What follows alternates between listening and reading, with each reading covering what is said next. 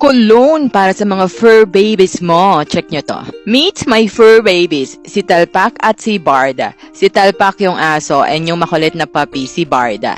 Pareha silang aspin at sobrang hilig nilang maglaro sa labas kaya hindi maiwasan.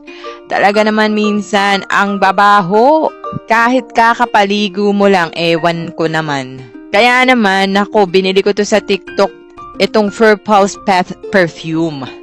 Organic at plant-based ito kaya safe gamitin kana Talpak at Barda. May long-lasting fragrance pa na talagang amoy fresh sila kahit galing laro. 100 ml na siya kaya matagal magamit, sulit na sulit at ang bango, hindi matapang, parang powder. Kaya hindi mai-irritate ang ilong nila. Pet-friendly at paw-approved.